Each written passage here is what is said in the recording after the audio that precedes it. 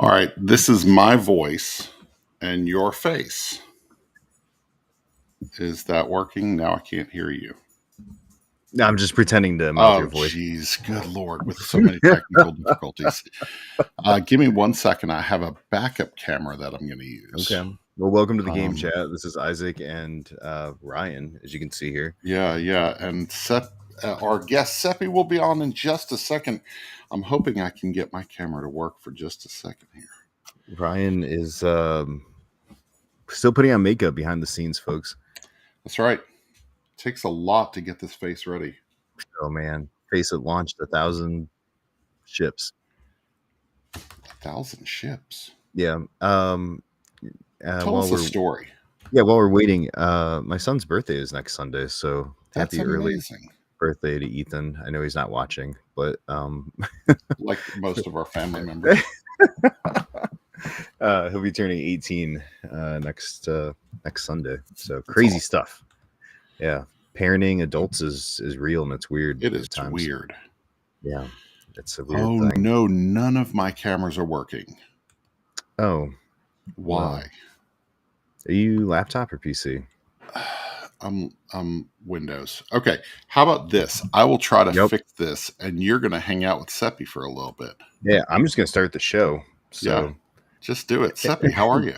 It's good time to get things started. All right, I'm going to mute myself and see if I can figure it out. Okay. Well, bye, Ryan. Talk amongst yourselves. Yeah. Well, so we'll start the show. Seppy, welcome to the game. Hello. Thanks for coming on with us. We usually technical difficulties have gotten rarer, but obviously Ryan's having one currently, so it must be that southern weather down there. It's me. I'm filthy with gremlins today. Everything I've interacted with has had some sort of side issue like this. I mean, I've interacted with a lot of technology today, and I am batting 100%. I'm batting 1,000 for making technology fail. So, well, yours is working, so we're good on your end. And now it's still adjacent. It's still in my orbit. That's fair. That's fair. Well, we're going to be talking about controlled chaos and punishing mechanics. So this is what happens when I let Ryan name the show. He gets all full in our title. But he wanted to start with, we like to have an opening question that's adjacent to the conversation. And we want to talk about yes, exactly. I have no way of putting comments on, but Jason, that's correct. Ryan is 100% ghosting us right now. So, but we'll just pull Bob in or somebody else from One Board Family. Yeah, what about Bob? What about Bob? I love me some Bob. Yeah, I got him here, so we'll just pull that Bob beard in is here. so exciting. I love that. That beard so much. But our opening question was: do you have a favorite post-apocalyptic movie? So Seppy, let's just start. Do you have one, and why is it a favorite for you? There's Ryan. There he is. There we go. Are we limiting it to just movies? Okay. Movie or show? Is that what you're thinking? Well, I mean, I think the best piece of post-apocalyptic anything has to be the Frank and Bill episode from The Last of Us. It tells you a complete love story about an underrepresented part of our society and how that kind of stuff. And it is heart-wrenching and there's Bob on the back of everything and complete. So if we're talking about like piece of post-apocalyptic media that is passive, then that piece of The Last of Us is fantastic. But as far as movies goes, like the genre, like I think Fury Road is such a complete and spectacle, and it is a story about going there and coming back, and the amount of character development that happens in a story that physically goes nowhere is incredible. That's fair. You hear me? Check. Yes, unfortunately. Okay, good. I can ruin the episode now. Yeah. I feel like I need to start talking a little stressful. Here with Ryan. Sorry. You're in. That's all that matters, sir. Okay. So both of those great. I don't know if you caught Ryan what Seppy was saying. Yes, Totally agree. And mine was actually going to be Fury Road. I was a big fan of Thunderdome when I was a kid, just because it was such a crazy movie. I just remember growing up and like seeing Tina Turner in that role of like running the Thunderdome, and then what's that famous line? It's where they're introducing the fighter. Hasta la vista, baby. You mean two men enter, I one hate man it. leaves? Yeah. The chant. Yeah, Yeah. two men enter, one of the. I remember as a kid knowing that and loving it. Two men enter, one man leaves. Now, but- your chat has talked about the Book of Eli, and I would state that the Book of Eli is in the subcategory of punchline post-apocalyptic movies. There are certain ones where the entire movie is about that punchline. A Boy and His Dog, A Book of Eli. There's a long tradition of when you get to the end, there's a discovery or a joke or a line, and that is definitely the case. Where are comments? I'm so sorry. Oh, you Where can't see the comments in this. I feel like I've lost. Oh, it's sitting underneath a button.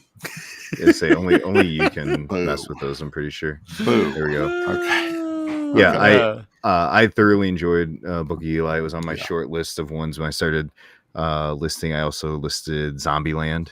I've listed The Matrix, which is very post-apocalyptic. It's also a dystopia. Yes. So when we're looking at and The Matrix is an example of the inevitable machine revolt, like subgenres of apocalypses. There are a lot of genres of apocalypses onto themselves, and ones that people don't think of as apocalypses, but probably should. I had a couple that I was really excited about that you have to realize that this is a dystopia or an apocalypse. Obviously, Idiocracy is a perfect example of the slow decline to a dystopia. So dystopia, your apocalypse does not have to be fast. It can be in slivers and steps. Yeah. Well, I had Hunger Games was one I thought of also, which is that type of dystopia. Things have gotten bad. Bob and I'm trying to remember. It's another Max show that we just absolutely fell in love with. It was a short series. Raised by Wolves? No, it was that's another great one too, but it was dystopian. It had a ton of really good hip hop music in it. Bob, I see you're in here. Help me out with the title. So I'm blanking.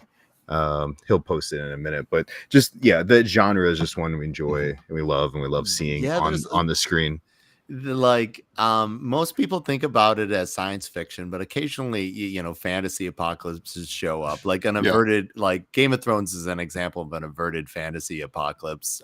Lord of the Rings, like what happens in these situations if the bad guys win is the stuff of D&D campaigns. No, Bob. Wally. Wally is absolutely dystopian. Yeah, that's awesome. And perfectly so. The apocalypse then being an environmental one. Station 11. There it is. Oh, yeah. That's great. I don't know Station 11. Great series on Max. Yeah. But the question is, why are these so attractive to us and why is they so relatable? Obviously, the ones that people are getting even more accustomed to are the ones that they can experience multiple ways, like Fallout as a game, now as a series, as a board game, as an app. Like, there's so much room to run around in that because it's also dystopias, like all these little pocket dystopias, and we see with the series, spoiler alert, capitalism is the apocalypse. It's not so much a nuclear apocalypse; it's the capitalism is the actual apocalypse. So everything's sitting around it. Which is another great series and video game, and it's did all the either things we one enjoyed. of you did either one of you see the well, it's more of an audio thing on Apple TV when we first got Apple TV, probably 2022. There was kind of like an end of the world, like World War III type of show, but it was audio only. Did either one of you see that? on Apple No. TV.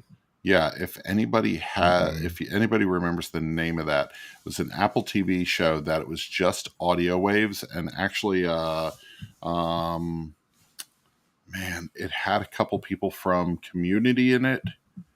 Gosh, I'm not Man. sure This yet. might seem apocalyptic, but somebody cast me as Superman in the original Superman dramas. So if you want to hear the gayest, most Asian Superman in the history of radio dramas, you can hear me play as Superman. I think it was like the Flint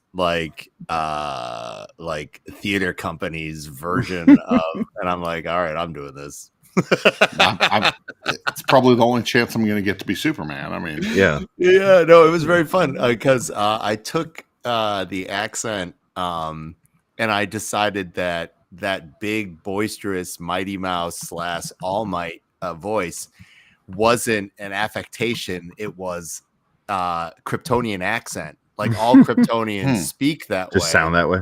Yeah, that is how they interpret English, and so that's their natural accent. And so then I built my Superman on that. that's I love it. interesting.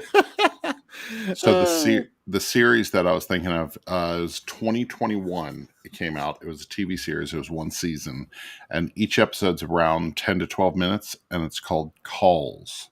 Oh, It was on Apple TV. Apple TV, and all it is all it is vocal waves on your screen in different orientations. Neat. So, yeah. Anyway, Is Superman an apocalypse? he causes one every time he does anything. That's true, but his planet got all blown up. That's true. That's is a very specific flavor of apocalypse. Like, it is. like he's the last one. Like Superman, from his perspective, from the Kryptonians, that's an apocalypse. We are benefiting from that from humans. So and he's trying to post on us, but there's a strong argument that you can interpret Superman as an apocalyptic story. That makes sense. I love it. So we're talking about all sorts of chaos and apocalypse. But Ryan, your next question you read into is what games fit well in this category of chaos and chaos, right? Yeah, if you have two different categories, chaos and controlled chaos, what's a game that would kind of fit in each? All right, so chaos isn't actually a feeling. It is something that is derived from mechanisms. And the most common mechanisms that bring the chaotic feel are time related. Yep. So anything that is simultaneous, real time, or in the case of controlled chaos, which is simultaneous play, turn-based play, where everybody catches up and so forth. Those are really so the ultimate and loudest game in all of gaming, as far as chaos goes, is Pit. Yeah. Pit is the loudest game in gaming. Isaac, have you played Pit? I have played Pit. Yes. Yeah, Pit is, you cannot get people but screaming for that. Obviously, Flushing Frenzy is also in one. That's dexterity plus simultaneous play, where you get I've never seen a game of Flushing Frenzy happen and an adult, to not get hurt. That's funny. Right? Or what's the Taco Cat Goat Cheese Pizza? Yes, exactly. Yeah. If you have the slam thing as That's Taco Bob's Cat, favorite game. Yeah, Bob loves it. Yeah, Taco Cat is generally a game. So when you have people who, and the older you get, your reaction time becomes different, and so you have to do other things to get an advantage. You just could become meaner. But chaos as a thing, people think they become agents of chaos when they're taking a game and they are throwing a wrench into everybody else's plan. But as far as the feeling for chaos, it has everything to do with either monkeying with the time mechanics of what people expect with the game, or changing the expectation for what happens in a game. Right. My chaos game would be Magic Maze. Erin, the first time she played that, she knew she hated it. She was like, it was at the time it was Spiel winner. Was it winner or nominee? I I think it was a winner, right? I think that won, right? Yeah, it won the It won Spiel that a year. spiel. Yeah. Yeah. And so we learned it that year, and somebody taught it to us. Aaron was like, nope, this is not, nope, not for me. Not even going to try it again. And then I think the controlled chaos would be Zombicide. Zombicide gets chaotic. It gets wild. Like the board fills with zombies, but everybody's kind of trying to tamp it down and take their turns to the best of their ability and make it work. The theme for controlled chaos is the unexpected, and all your plans are going to go out the window. Can you adjust? And can your plans or flexibility, or can you just manage to make fewer mistakes than someone else? That's true. That is the signature for controlled chaos. Can I make, because we're all going to make mistakes because it's unpredictable and awful. Can I get a little bit luckier, and can I make fewer mistakes than the next person? Yeah. So when I thought of chaos, I thought about games like Perfection. Like to me, that's like this, like you said, time, right? But there's this nervousness to a game like that, playing it as a kid. And the other game that we think of in our house, we play it a lot. And you talked about age. The younger people in our families love it, which is Dutch Blitz. Like they love playing Dutch Blitz, and they love slamming hands and smacking each other to get to the things. And I'm watching my son's brain move a million miles a minute. I'm like, oh, I guess I'll move this. I'll go, and he's got 20 cards played out. So I hate Dutch Blitz because of how slow I am. I'm not very quick, and it makes me feel stupider than any other game. I love Seppy said, as you get older, your reaction time changes. He didn't say gets worse. Well, like that's what you meant. It doesn't get better. It doesn't get better, but you have to understand the reason I say changes is because the flavor of reaction does change. Yeah. And the amplitude of reaction changes, but more importantly, what creates people's perception of time, and then why we should be forgiving of children, is the fact that they are experiencing time at such an accelerated rate compared to us. What creates the perception of passing time is the ability of the brain to make new neurons and store memories. And so children who are more easily getting bored or all that kind of stuff are experiencing time at such a rate. Like I can sit like outside or on a walk indefinitely now. I like time is barely blipping for my age. I'm like, oh, like I am looking at things in the term of how it takes to release a game. Right. I worked on Conquest Princess for 9 years, Isaac. Yeah. Wow. Like how many things, like you have a child who's 18 now. You can like the perception, like, that's a unit of time. Like 18 months is the like what I used to perceive in my high school time as a week. Right. And so when you think about it, not as good or bad, but different, right? Yeah. And from an evolutionary standpoint, it is great for a species to have senior members be able to convey wisdom. Maybe not, I should be president, I'm too old, I should retire wisdom, but but wisdom, but wisdom, like being a grandmother is a survival tactic for the human animal, because it's great to have women help with or units of society help with children who are not competing in the cycle for children, which is really good. Like that's a whole argument for the fact that I'm old and I will go off on any random topic that has statistics. That's funny. That's funny. There you go. Bob backed you up. Oh, I'm so sorry. You guys are experiencing the end. You just got to experience how time slows for me, because my feeling of time dilation, I just made you guys all go, oh my God, we're so much younger than him. He's still talking. No, it's interesting to have a guest on Ryan here is who has old. some knowledge. Yeah. Whatever, you're older than me. Ryan's fairly old. Oh my goodness. You're so much older than me. I am very, very old. I feel old. I have a funny feeling we're probably all around the same age. I was at a convention this weekend. I did 30 hours of demo at Convergence in Minneapolis, of course. And tomorrow I have my old guy physical, and then I launch End of Line. But speak of time dilation. But I had somebody who's like, that was a volunteer, and she's like, my dad was famous he was in the band The Castaways from the 50s. And I'm like, The Castaways is 1960s. I'm pretty sure. I remember hearing it on the radio. It is That's not a funny. 1950 band.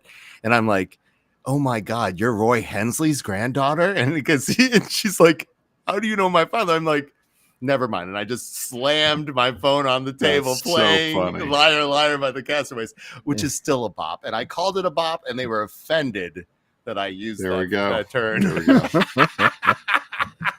That's really funny.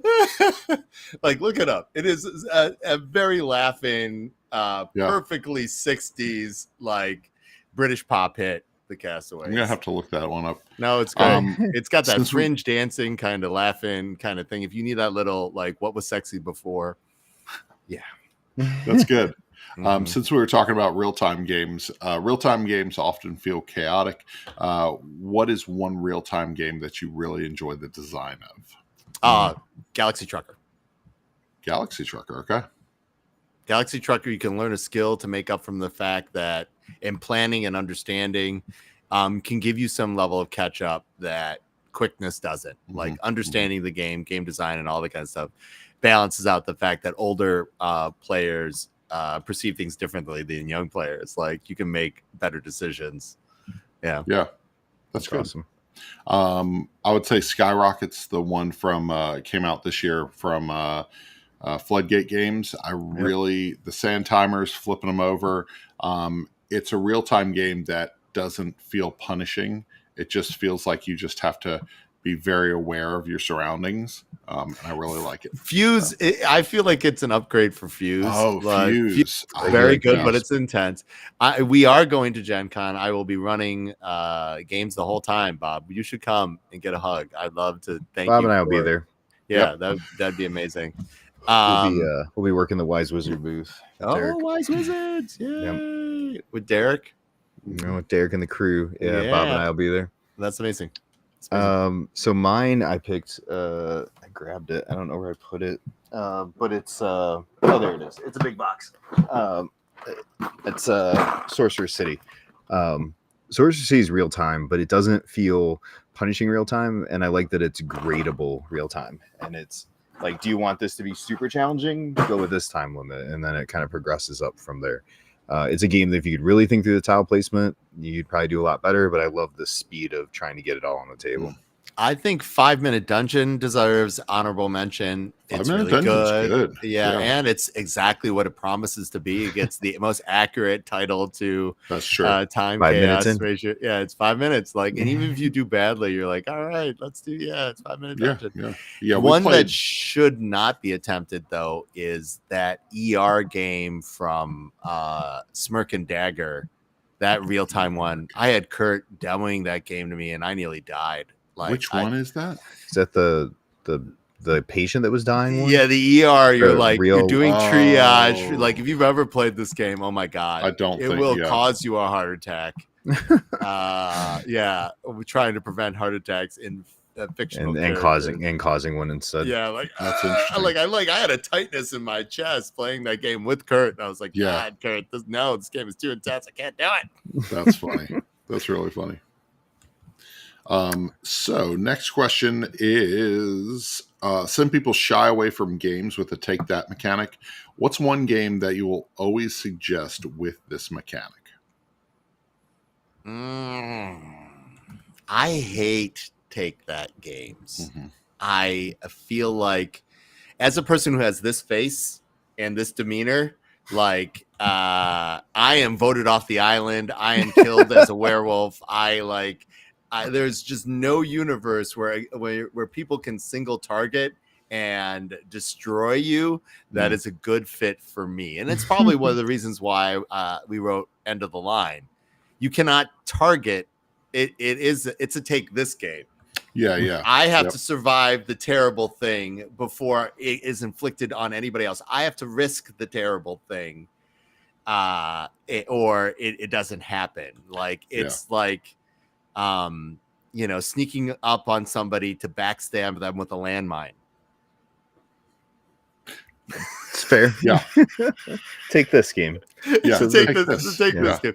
But if I had to choose one, if I had to choose to take that game, maybe old school Illuminati has some take that Okay. elements because it's a balance of power. Like if you're trying, you have to play balance of powers that somebody else doesn't win, right? Do you consider diplomacy a take that game?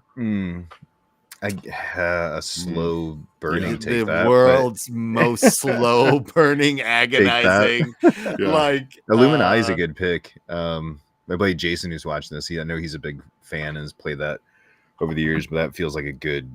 That's there's been around a long time. take. Yeah, that's an old school Steve Jackson. Yeah, my best like as a conventioneer moment was winning a cheaters tournament of Illuminati.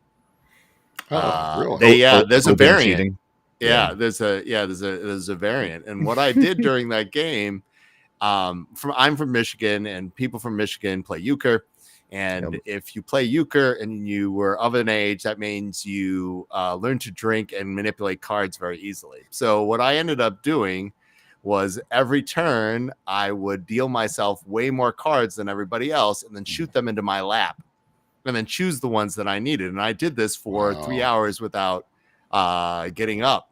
Really? And I won the tournament. It was 8 people in the final round. And then when the judge declared me the winner, I said, so I'm the winner now. You can't take that back. And he was like, yes. And I stood up and all these cards poured out everywhere. And people were like, and I ran to the bathroom and they're like, there was a massive uproar by people because they had not realized that this what I was up and up about everything else that I was doing. I was always letting other people cheat, and so I became really trustworthy. They didn't know what I was doing, but everything I was doing was below the table. I was like, "That's hilarious." Yeah, that was the thing. It's good. That I did. Yeah, euchre's a pretty big Midwestern. I'm in Ohio, so I'm not too far south of you, but. From where one of our local t-shirt companies, one of their biggest sellers is a "pick 'em up, I'm going alone" t-shirt. So like this is the thing. Is that touch the Great Lakes to play euchre? Yeah. Oh, if you play touch the have you played it, Ryan? Like, is that a southern I've never thing at played. all? No, I know euchre. I know of euchre. I just don't. Like, if you don't know how to play around here, it's like, what's wrong with you? In fact, I went through all of college purposely not knowing how to play because there's always like, we just need one more. Can you play one more? You got one more for you? I'm like, no, I don't know how to play. We'll teach you. I'm like, no, I don't want to know how to play.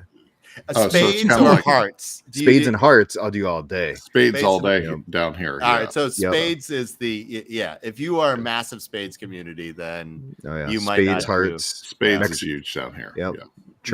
Train dominoes. So what you're saying, Isaac, is that Unmatched is kind of like your kind of like euchre was in college, where you're just refusing to play it.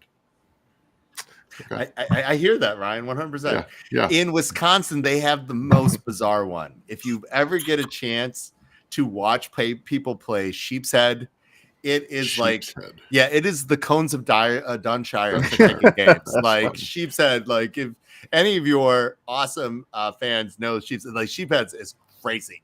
Okay. It is, the game I gotta is look that nuts. up now. Not familiar. Yeah. No, sounds like a Bob kind of game. You have to grow up with Sheep's Head to understand what is going on with it. It is crazy. That's wild. Yeah, it is. Yeah, but look it up. It's crazy. It's insane. I'm just gonna sip my tea, Bob. I'm not saying a thing. So I think my take that. So it would take 5 be or 6 nymph would. 100%. I feel like that's a take that game. You're you trying can host to somebody bait somebody into feeling good about a line and then screwing them over. Yeah. So that's the one that I would play anytime, every time. You know? So. So my suggestion is, we learned this at Gen Con last year. I love this game. It is so aggressive, so take thatty, and that's Spicy. Mm-hmm. Ooh, Spicy is so much. Are you familiar with those, Seppy? Have you seen it? No. So I love the box and the cover. Is good. It was Spiel 2020 nominated, but it's 3 spices. It's chili, it's wasabi, and it's pepper. So you got to be real careful when you're saying chili versus pepper, that you're talking about chili and not pepper, and pepper, not chili. But it's BS essentially. And so you're laying a card in sequential order, but you have to name the suit and the number. So it's a 3 pepper, and somebody calls your BS and they have to say you're wrong on the number or you're wrong on the suit, but you have to be right. So you could BS one and not the other, and they could pick the wrong thing. and you still get away with a lie. It's ridiculous. There's variant rules in it That's good. that are so chaotic, but you have to be all in for like this game's gonna be rude and take that and Rude. yeah, Rude. as long as you're okay with Rude. that, it's a Rude. fun game. Yeah. Yeah. That's cool. Yeah. What's our next question? Is there a game in your memory that you have a little trauma from, whether it was a game session or a mechanic, something Munchkin. yeah. Munchkin. All right. So this is what so I'm old. And so I came to the Twin Cities more than 25 years ago. And my earliest game group was actually formed in the game store that Clay, who runs operations for Leader, he ran that game store. It was called Merkle. Okay. And so that group Nice. formed up and around there. And there would be a person who wanted us to play Munchkin all the time. And so this is what I did. Okay. I understood. Steve Jackson is an amazing person. He did a lot of amazing things for gaming, but games occasionally need to be updated, and sometimes you outgrow games, and both those things are acceptable. Yeah. This being said, if you play Munchkin, not to win, but to make it never end, you can play it so you can never end. And I was like, hey, we don't want to play this game.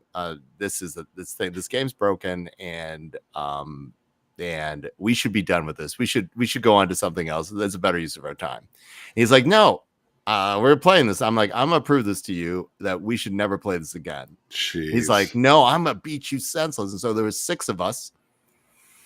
And so I tied us up in a never-ending loop of not moving forward for more than 3 hours in this one Munchkin game until they all relinquished that I was the Prince of Darkness and that I had proved my points. That's funny. Yeah, very doable in that game. Very, and like you said, sometimes we outgrow games. Like that was my game when I first got into gaming, right? As I started in on like Catan and Ticket to Ride and Carcassonne, and then I got into Munchkin, and I was deep into that game and loved it and collected it and like Killer Bunnies or Munchkin. Yeah, same type of aggressive play, but yeah, there got to that point where I enjoy it so much that 6 people at the table meant it was 5 versus 1. They ganged up on you consistently, and like Bob said, Munchkin it's the pile-on effect. But still, it was 6-player Munchkin. Those people trying to win, and I kept them all from winning. Yeah, absolutely. Like, Seppy, you could win right now. I'm like, that's not the point of this game. That's not the point. I want to ruin your life. I want you to ruin this game so that we never have to play it again. So Josh said Heather's is Reef. She had a terrible alpha gamer join our demo at Origins the year it came out, and she will never play it again. That's sad. Reef is really good. I hate that when that happens. But Reef is a good one, but that definitely ruins it. When somebody ruins a game for you, a person can ruin a game for you. 100%. They can, and I ruined the Munchkin for all of them. Well, Bob and I were talking about that last night with Simon about what games that we've seen friends that were like, you're gonna love this game, and they played it with the wrong people or at the wrong time or the wrong attitude, and they never want to play it again. All right, so and that's easy to do. Isaac, I don't mean to cut you off. I shouldn't. I'm very excited. I'm very tired by this topic, but I'm very people don't know where people's energy level is. People don't know where people's skill level with games are. People look from their own lens. And before you suggest like feudum for someone, perhaps you should see like what other games they've had success with. And success doesn't mean win. Had fun playing. Yeah. Because as modern gamers, we don't realize that we are building skills, and we are building skills all the time. Like I'm awful to demo, to teach games to, because I look at people and go, hey, let's just start playing. They're like, you don't need anything. No, anything. I'm like, let's just this game is supposed to be good, and if this game is good, there's certain principles in there, and I don't need to win to have fun. What I need to do is just play and discover games my own way. But that's because I Fight in a Box. I've been doing this full time now since 2013, right? And before that, I was writing games and all this other kinds of stuff. Like I live games, and I it changes what you find exciting. It changes like how you appreciate games. Like I have a very sick of fascination with mean games, in particular, like Kingdom Death Monster is something you should never inflict on other people. But I love that game. That game is amazing. That's funny. That's funny. The game is awful, but it is amazing. But it is awful. It is amazing. Awfully amazing. It's a $7,500 board game, Isaac. It's not for the me. amount of money it's spent on that game is ridiculous. Like Yeah, it's not for 70. me. I can't afford that. I make games for a living, but I like some of the fight fans. I played with like 4 different full copies of that in and around the fan group is the Twin Cities. I'm like, how is this even possible? Like, these 4 people have spent more in this game than I crowdfunded on one of multiple of my games. Yeah. Just these 4 people. My car costs less than that. Yes, it's like, oh my god. I think the game that I go back to like in my childhood, Trouble was such a fun, Trouble the Pop-O-Matic bubble thing. Mm-hmm. It was such a fun game, but I played with friends in the neighborhood that they would gang up, and because I was like the bigger kid, they would beat me. And so it's like, hop on Ryan, it's like, oh, you're coming around. I could move this one, but I could get Ryan out, And so like Trouble gave me a little bit of PTSD where I'm like, oh man. So anytime I played Trouble with my kids, I was like, do I enact revenge and like make their childhood terrible, or do I let them go? So Bob, your commitment to Lorcana should not be underestimated. That's true. Yeah, That's if true. you love it, you love it. That's amazing. Honestly, Real Rules Monopoly is good, but every other version of Monopoly is mean and traumatic Except and for long. Gamer Edition. No. Well, that's a whole different game. A whole that's different fun. game. But I'm saying like every house ruled version of Yeah. Monopoly makes the game difficult. If you just play it the right way, it's just over play it the 90 right way. minute and it's fine and it's not a great game and that's okay. I don't need That's to play fine. it. But the chaos of the like, oh my gosh, we're 6 hours in. Like I was just talking to one of my coworkers today. I said, he's like, hey, going on a camping trip with his family. I'll send you with a bag of games, stuff you can check out. He's like, well, we usually play like Monopoly, but it takes like 2 or 3 days to play the game. I'm like, oh my gosh, what are you doing with your time? Like, get a couple puzzles instead. You'll have a much better time around the table. Absolutely. When you have interactions with non-gamers, speaking of building skills and traumatic experiences, occasionally people go, what do you do for a living? Well, I'm like, I make board games. And they're like, people do that? That's funny. No, they just appear. You pull them off of a plant. They think it's like board gaming is complete. Like, all the they games understand, like, oh, board games. They know these 8 titles and these 8 titles. Like, it's chess, Monopoly, Uno. So, Clue, Scrabble, boom, boom, boom, boom, boom. Like, well, it's why like would you Grant's make joke anything else? when he talked about dating, and I don't know if you've seen that clip from Grant where he said, how many games you think is a lot, and they're like 10, and somebody says 50, and they're like, they make 50 games, like buckle up, let me tell you how many games I own. But back to the traumatizing experience, like giving people things that they're not ready for is traumatizing. Like from children to humans, any level of like, don't give people. Well, and that's why I keep game stats. Honestly, that's the main reason I keep game stats for friends. I can go back and see what I've already played with them, and I make notes. My friend so and so really enjoyed this game. Hey, remember when we played this and you really enjoyed it? Let's try it again. And I do that. I can build off of that. Yeah, and I do that actually for anime too. Like I love giving people anime recommendations, but I make them tell me what they've started with, and I give them rules, and then we rate the things that I recommend because it's huge. Like board gaming is so many experiences, right? Yeah. But you start with a window that says, hey, it's this thing. I'm like, well, let me push you into that tree, and down that rabbit hole, you will realize exactly how far you can make poor life choices. Yes, that's true. So Seppy, you're on the show because we want to talk about your new Kickstarter. Well, your game, your second edition of a game that exists, but you're going to Kickstarter with this. And tell us a little bit about End of the Line. End of the Line, I wrote the original in 2009. And this second edition is now 15 years of me becoming a better game designer and changing in gaming. And it is time for this version of the game. It is a take this game, as we talked about. It is simultaneous play, deadly drafting. And it has been called by critics like Hungry Gamer as the meanest game in gaming. That's Period. funny. It is mean. The game is cruel, and it is punishing. We talked about chaos as a feel, and we talked a little bit about Kingdom Death Monster. Now, Kingdom Death Monster is a mean game. Like, you have to survive mean things, and it is very much a chance to learn to laugh at your pain and the pain of others in an environment that is appropriate. Yeah, yeah. Like, Michigan people have a mean sense of humor. Like, any place 100%. Where clean drinking water isn't a constitutional right, those people are going to be mean. And I'm from Detroit originally.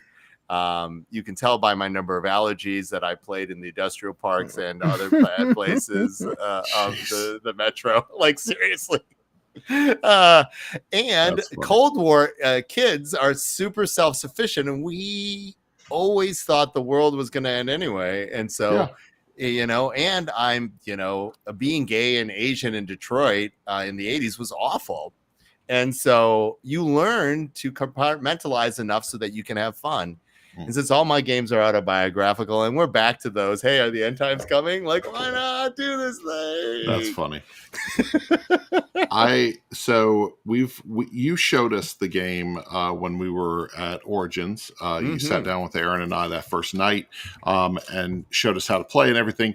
It's just really cool. You've got this little family of meeples, and the family is going to be who you send out into the wasteland, to do your bidding, and you're sending them out with a card, essentially. And so it's really neat how it works, because I like programming games, but most programming games I kind of have a little bit of control over it.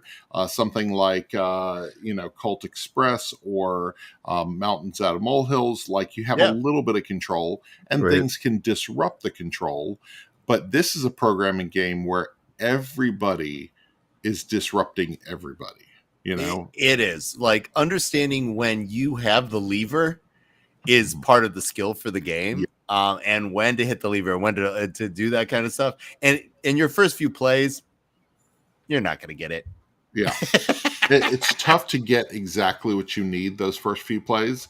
I've played it 3 times now, and I really like how it's like, okay, this person is going to try to do this.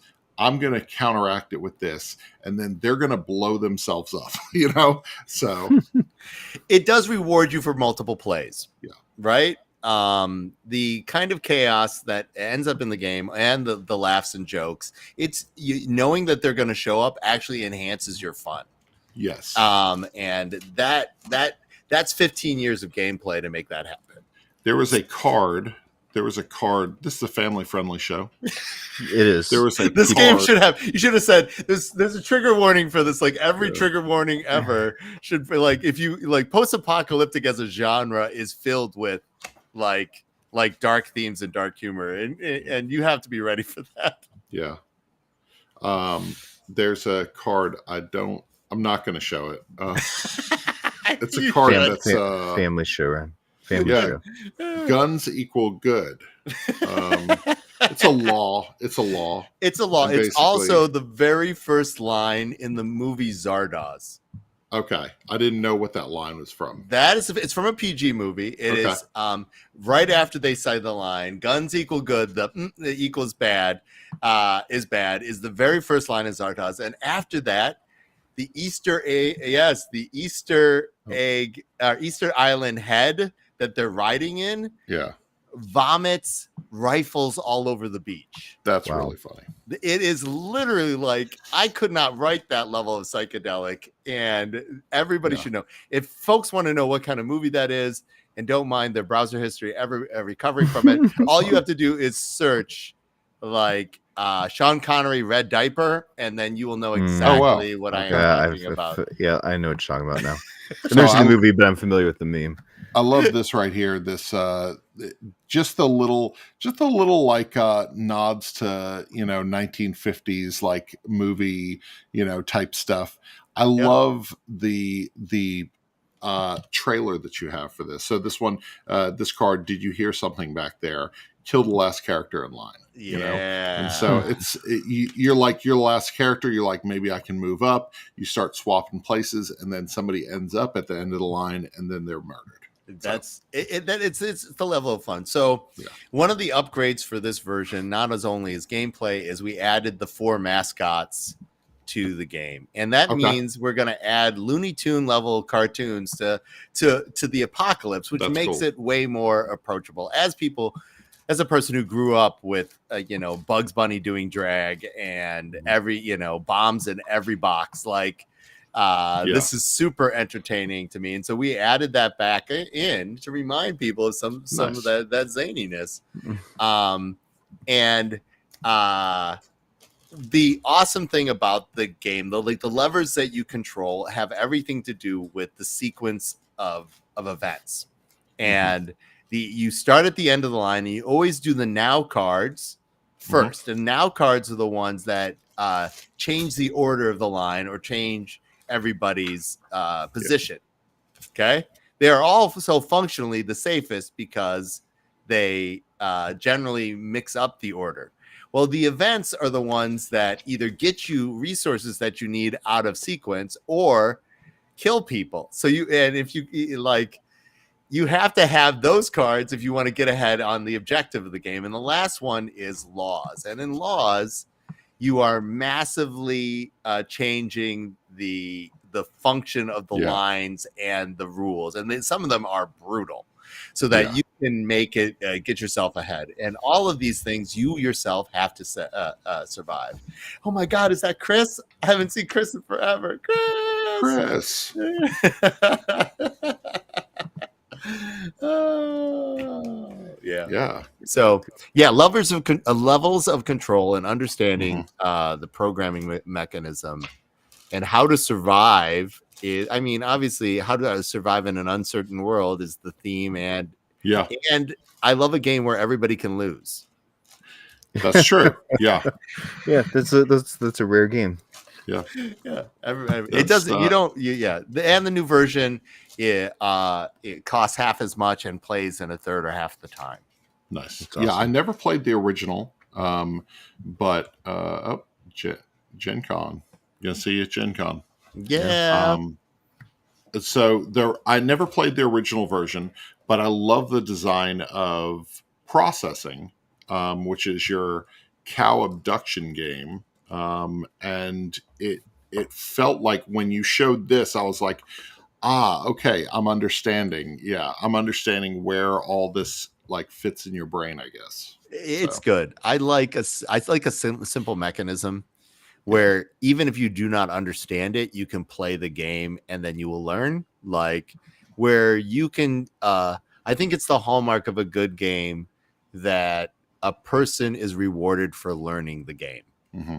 And processing is definitely processing and end of the line are both like me, Isaac. They're both smarter than they look. Yeah, I mean, welcome to the club here. We're excited about End of the Line. End of the Line is going to Kickstarter tomorrow.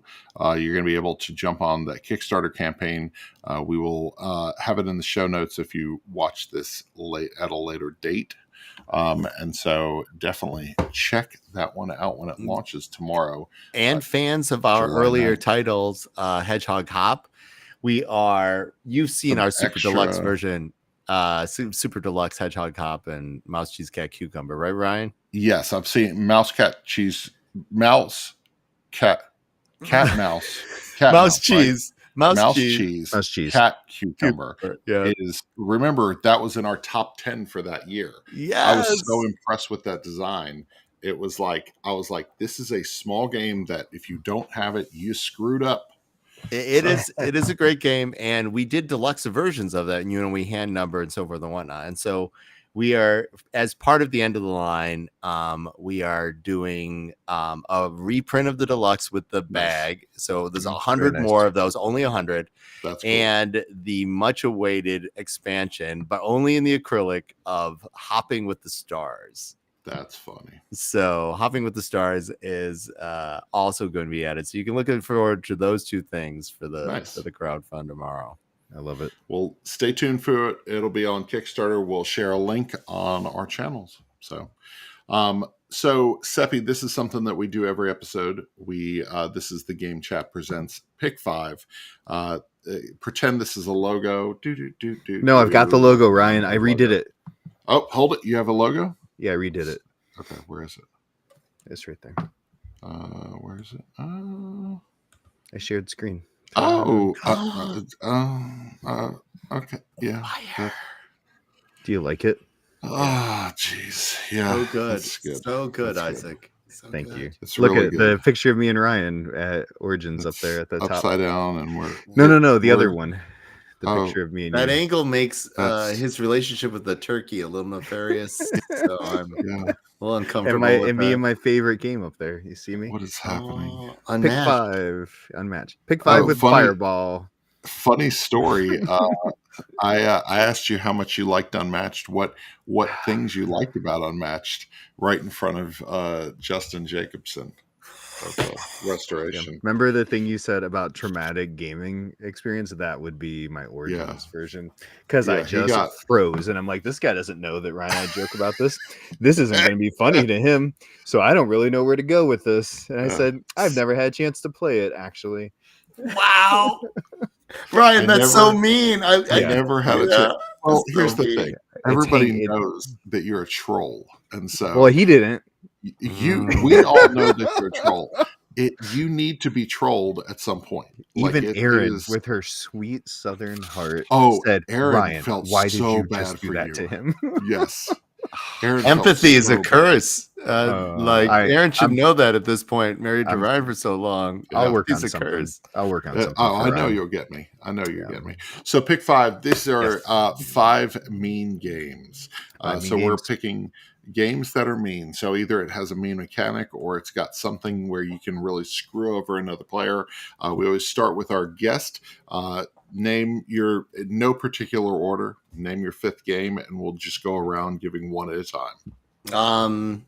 So am I ordering these from my least favorite? No specific order, just 5 mean yeah. games. They're not really Kingdom in Death order. Monster is just so mean. It's so mean.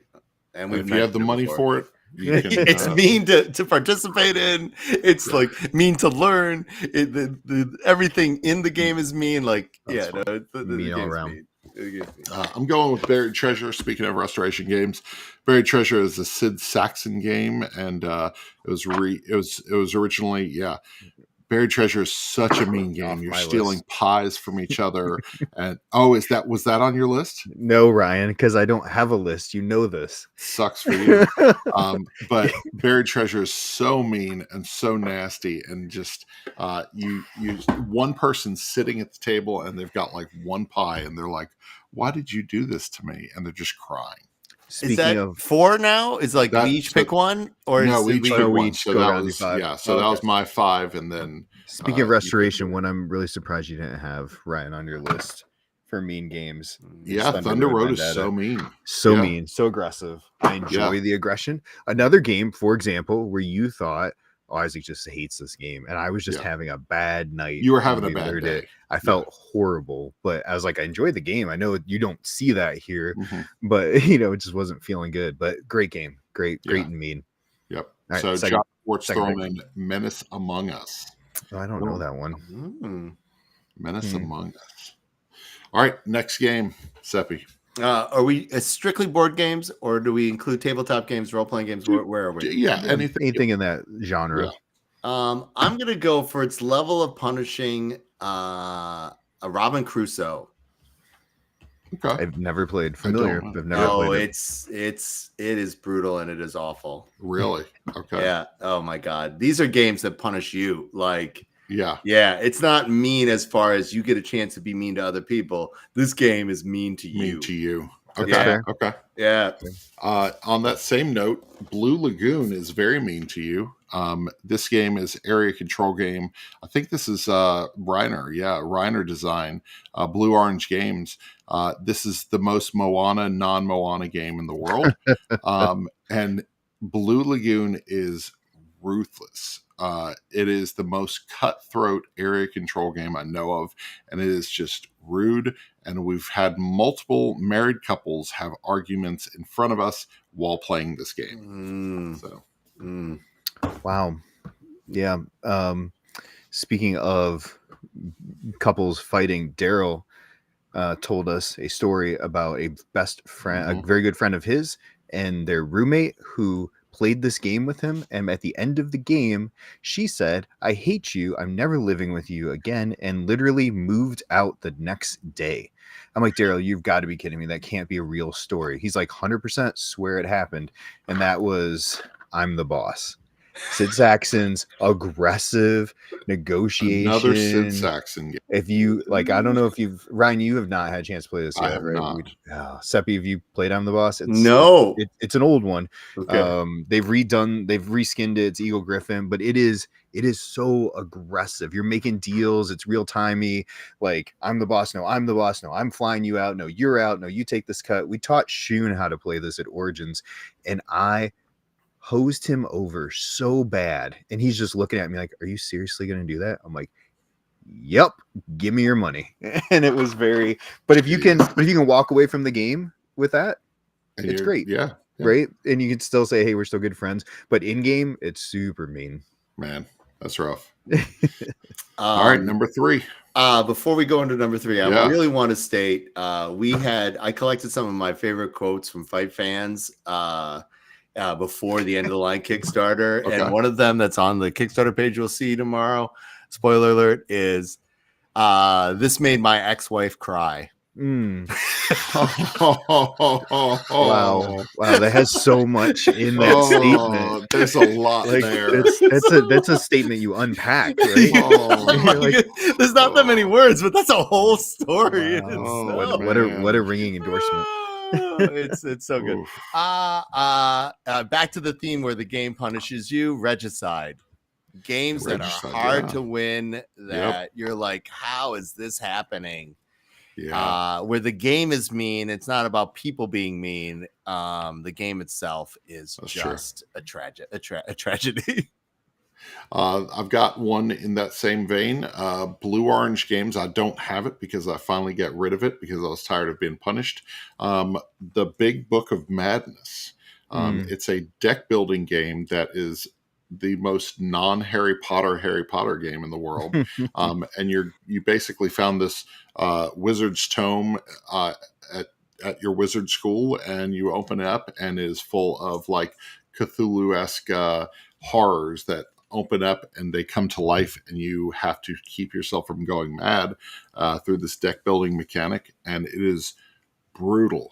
I think we lost the first 5 games. We barely won one of them, and then lost every game after that, and then just sold it. So it's fair. Yeah. Number 3 for me is one of my favorite Grandpa Beck's games. That's Cover Your Assets. It's mean. It is, and if you play with very sweet people, they hate. They're like, I gotta steal. I don't want to steal it. But if you play That's with what you do. People, but it's fun. It's great, and they've reskinned it a couple times. But it's classic, great game from Grandpa Beck. It's good. I'm gonna go with a hybrid RPG / board game. Have you ever played the Jenga role playing game called Dread?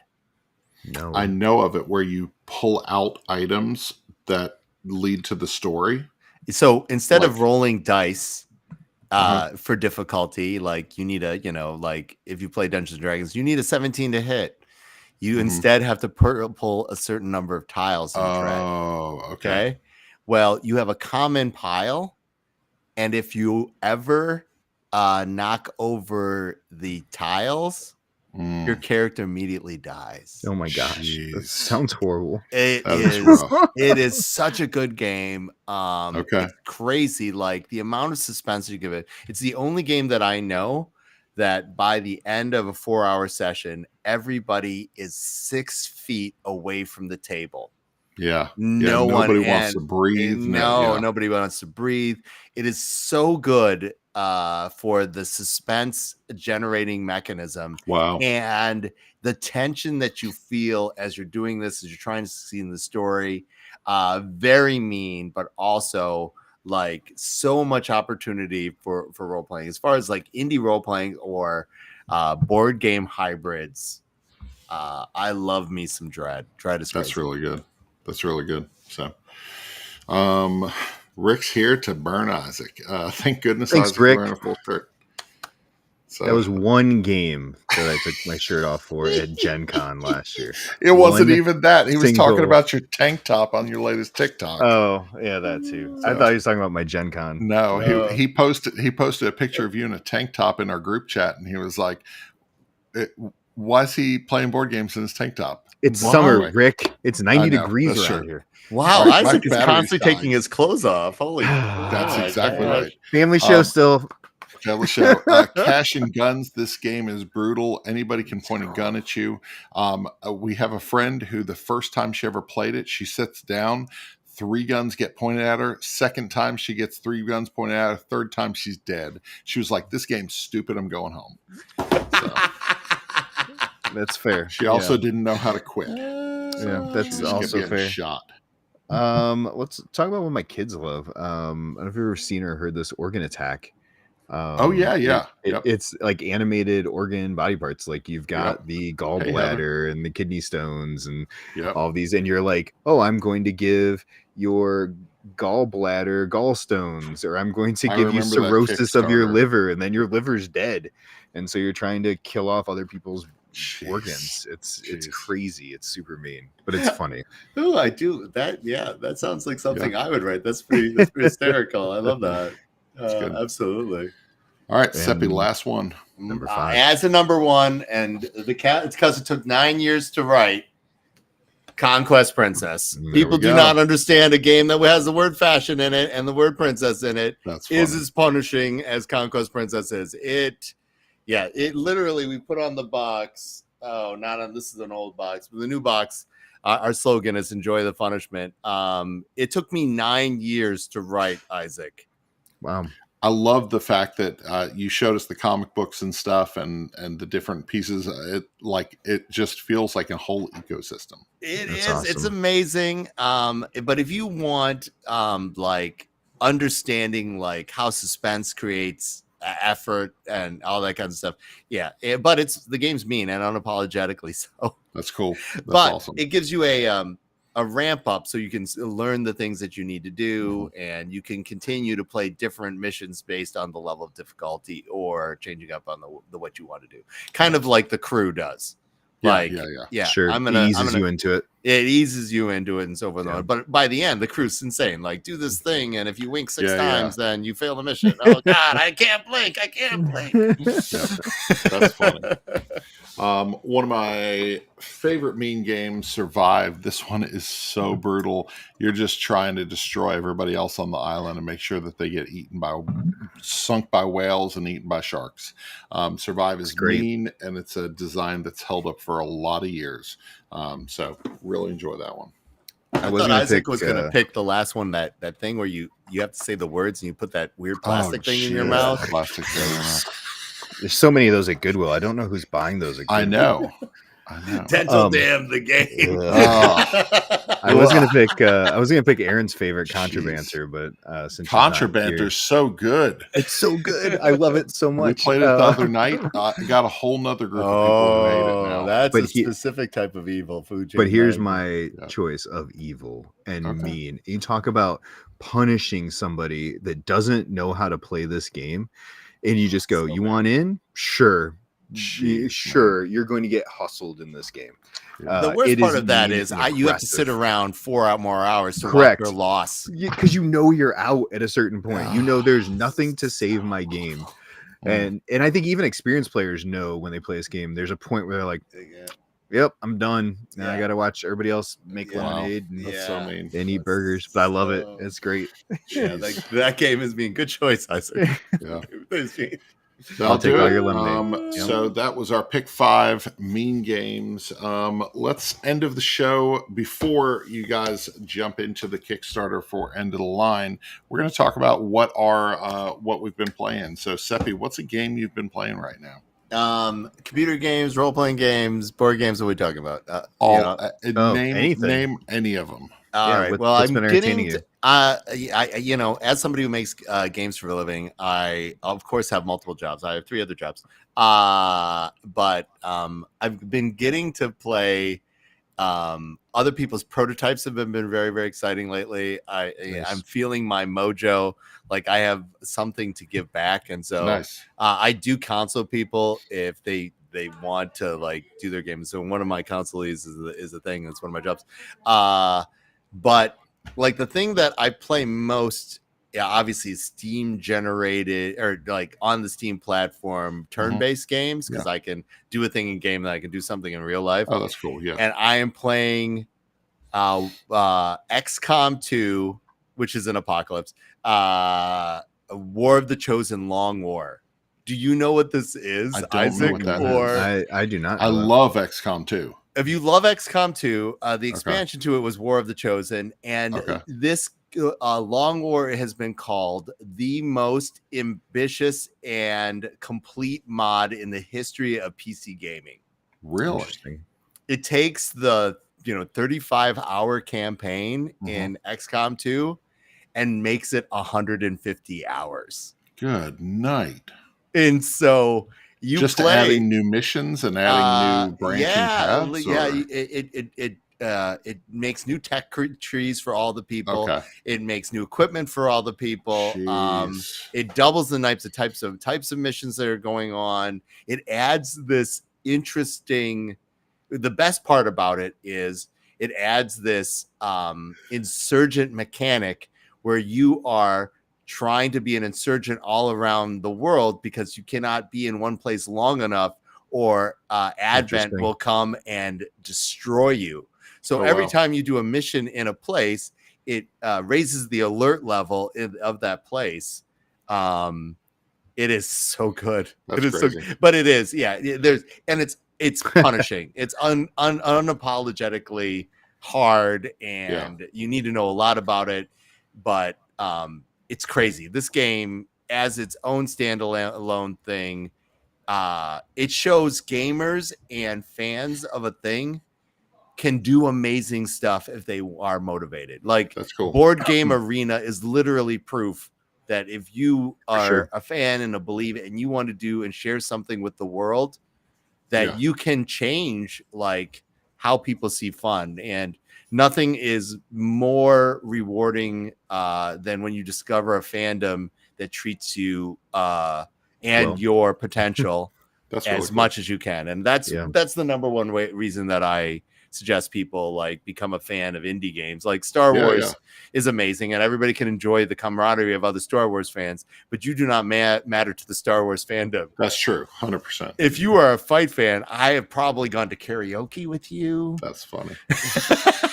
I know your kids, like my fridge is covered with like Christmas signs from fans and like their kids, like Henry and Aaliyah. I know, their birthdays, like they're the twins of one of the fake fans. Like, that's awesome. That's really cool. I love it. That's good. Yeah. I've been playing Ultimatch. Ultimatch is Fireside Games. This one's really cool. It's a puzzle. It's a color and number puzzle using cards. It's cooperative. It's hard to beat. I really enjoy it. It's a good puzzle, and so it's one of the few games that I would actually solo because it just feels like a nice puzzle. You're sitting down and you're like, okay, I think I should do this, and then you get yourself in a bind, reshuffle the cards, start again. So, and if you take out 3 letters, it's Isaac's favorite game. Unmatched. Well, I guess I'm out of here. I'm out of here. Isaac's going to come on here one day and surprise. You know what is a surprise, Isaac? Tell me. I published a podcast today. No. Yeah, I saw it. I saw it at work. It came up on my watch, and I'm sitting here in it, like working with a patient, and I was like, "No, he didn't." Yeah, I did. 16 months. 16 months I've had this Put out our episode. podcast. Good So job. after 16 Yeah. months, Never Will It give Game? Will It Game? Never The give up. series is back. it's back. So Yes, Good that's a job. great. Has Seppy been on Will It Game? Seppy, have you been on Will It Game? It would Do you be know a what- are you long time familiar? ago. It would have been a long time. I don't think It you would have be been on in and here. around Sovereignty's like prime. My time with Mm, that. Yeah. Yeah. No, but yeah, episode 85 is out. So Yeah. 85. That's incredible. Good job, Ryan. yeah. Good good job. job. Yeah. And Rick White. Good job, Rick White. Yeah. Yeah. Good job, Rick and Rick So, White. there we go. What have I been yeah. playing? What you been playing? Two simple games. Chad sent me this. It's coming on his Kickstarter real soon. Is Ooh, Raw Raw, and yeah. Right. Yeah, It's a it's so fun good. little right, Raw and Right. And then this is my favorite pickup from Origins. We Cannot Stop Playing. Tangram City. Yeah, I need to play UA's that. new game from Capital or from why am I blanking? Capstone. Capstone. From Capstone. It's great. Plays 5. I love it. I can't stop playing it. My son and Nice. wife and I have played this a ton. It's such a fun puzzle. And the best part of it, it's a polyomino game, right? But the best part is every polyomino, the majority of polyominoes are tanagrams, so they don't match when you flip them to the same side. And the side is specific and it matters. And so it's kind of a very puzzly, fun That's little cool. experience. So that's what I've been playing. Nice. Seppy, connect with Rick White and we'll have you on Will It Game. So Oh, that'd be super fun. yeah, Yeah. that'd be great. And you'll hear it in 16 months. No, That'll I'm be producing fine. episodes weekly now. Oh, Back to good, it. good, good. So I don't mind. We've talked about that's like a week in my old guy math. there we go. Like, There we go. I'd be Time like matters 16 not. months later. I'm like, oh, he got to it so soon. That Ryan, So quick. those young guys, they really have all the energy. whippersnappers. So, That whippersnapper. Seppy, where can people find you online? I am fighting a box everywhere. We managed to out wrestle a Brazilian jiu-jitsu company like literally like 11 years ago, as far as internet wrestle, like 11 years ago, and we've been fighting a box everywhere since. So There we go. I love it it. is, yeah, like particularly if you like board game design, come check out our YouTube shorts where I Yep. talk about board game design daily. Otherwise, if you like topics in and around the game community and why gaming is important, my TikTok lives on Wednesday is a great place to check in. Absolutely. Awesome. Thank you. Well, that game is like a fine wine. There we go. Thanks, So, old sport guy. There we go. It takes 18 months before you can drink it. Is that Exactly. Yeah. So, gotta marinate in it. So it's the good episodes. Anyway, download the latest episode of Will It Game. We have a couple really good episodes coming up in the next couple of weeks. We're back for a new season, so be sure to download those. You can find us all over the place at One Board Family, and that's it. What's Rick, one board day, Ryan? One Board Day. We announced our one-day convention. It is September 7th in Atlanta, Georgia. One full day of gaming. We're going to be hanging out. It's family friendly. It's an atmosphere where you can bring the whole family, play games, just hang out, have some fun times. We've got trivia. We're going to have a game show that we've created, that Rick has created. It's going to be a lot of really fun stuff. One Board Day, September. Hold it. You said 8th? Isn't it 7th? Does he know? No, September 7th. September 7th. Rick. Does Rick September know? 7th. Rick. Jeez, Rick Rick's doesn't Rick's know. excited about it. See, Oh, look at that, Rick is Rick. excited. Look at Yeah, it. he's His like excited. excited. He face. wants to make it 2 days. He's like, There we go. 7th is the warm-up day, and then we'll do 8th excited. for Rick's real day. how excited Look, it's he like is. Rick's on the show. Yeah, Yeah. he is. That would be awful. All right, where can people? You Sure. can find us at Gaming with Sidekicks. Anywhere you can find us on Nice. Facebook, YouTube, TikTok, and on our website, where we have a few new reviews coming out this week. And Nice. I've got a really good sit down with Grant from Grant Rex a Game. Oh, coming to jeez, my I can't wait TikTok to see page that this week. TikTok.